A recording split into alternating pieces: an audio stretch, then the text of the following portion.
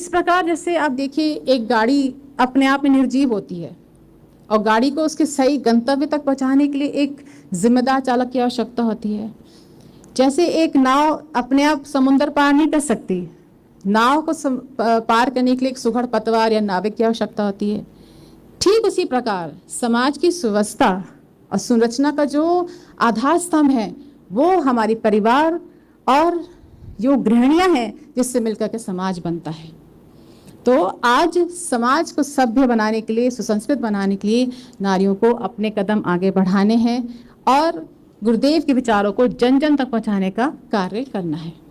जब कोई समस्या देखिए घर के दायरे से बाहर निकलकर विश्वव्यापी बन जाती है और समस्त मानव जाति नहीं बल्कि प्राणी जगत भी समूल नाश की ओर आगे बढ़ती है, तब इस धरती पर ऋषि मनीषी अवतारी शक्ति के रूप में अवतरित होकर और तात्कालिक परिस्थितियों के अनुसार समाधान खोजते हैं, तलाशते हैं और इस संकट से मुक्ति दिलाते हैं।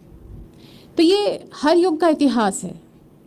वर्तमान युग में यदि हम देखें तो हम पाएंगे कि आज के इस युग में मनुष्य की जो सोच है, उसका जो चिंतन है वो विकृत हो चुका है।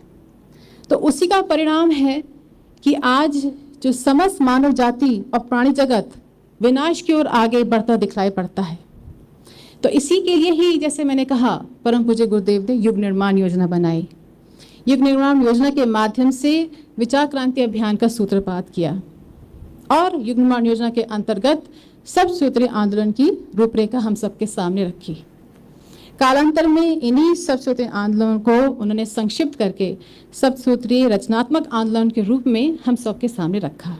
ये आंदोलन हम सभी जानते हैं क्या क्या हैं: शिक्षा आंदोलन, स्वास्थ्य आंदोलन, वृक्षारोपण आंदोलन और नारी जागरण। तो गुरुदेव का एक कथन था कि वैसे तो सभी आंदोलनों का देखिए अपना अपना महत्व है। यदि हम दुनिया के सभी आंदोलन का यदि निरीक्षण परीक्षण करें तो हम देखेंगे कि उसका प्रभाव जो है किसी एक वर्ग विशेष या किसी एक क्षेत्र विशेष या किसी एक समाज, किसी एक पक्ष तक सीमित है।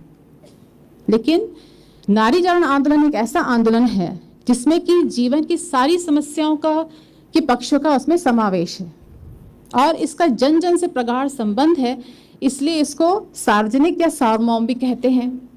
और इसके साथ अवांछितों का समाधान भी जुड़ा है जो कि उज्जवल भविष्य की संरचना का आधार स्तंभ भी है। इसलिए गुरुदेव कहते हैं कि यदि हम एक इसी आंदोलन, नारी जागरण आंदोलन को पूरी ईमानदारी के साथ, पूरी निष्ठा श्रद्धा के साथ इसको प्रण लेकर चलाएं तो जितने भी आंदोलन हैं वो स्वतः पूर्ण होते चले जाएंगे।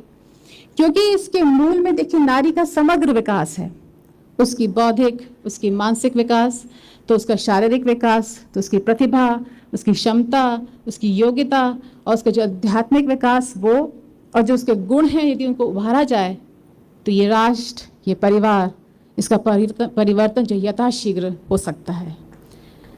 तो इसीलिए नारी जागरण बहुत जरूरी है और गुरुदेव ने यह भी कहा है कि समाज के निर्माण के लिए नारी को अपने कदम आगे बढ़ाने हैं। अग्रणी पंक्ति में नारी को ही खड़ा किया है। एक नारी के कंधों पे बहुत सारी जिम्मेदारियां दी हैं और गुरुदेव ने एक बार उद्घोष भी किया, जब उद्घोष किया था कि 21 सदी नारी सदी है और ये उन्होंने संकेत दिया था कि पहली बात 21 सदी नारी सदी, दो चीजें हैं। पहली कि 21 सदी नारी सदी होगी, दूसरी उज्जवल भविष्य लेकर के आ रही है। नारी अपने खोए हुए वर्चस्व, खोए हुए इतिहास को जो था प्राचीन इतिहास, उसको वापस उसको लाना है। साथ ही साथ उन्होंने ये भी कहा था कि परिवार की शक्ति नारी है, समाज की शक्ति नारी है, राष्ट्र की शक्ति नारी, ये सब कहकर हमें उद्धृत किया था। लेकिन हम लोगों को इसको समझना है, इतना बड़ा दायित्व हम लोगों के कंधों पर सौंपा गया है, क्या हम इसको गंभीरता से इसको लेकर चल रहे हैं? क्या हम अपने आप की जो अपने आप को विकास करना है क्या हम कर रहे हैं? अपने आप को विकसित करने का प्रयास कर रहे हैं कि नहीं कर रहे हैं?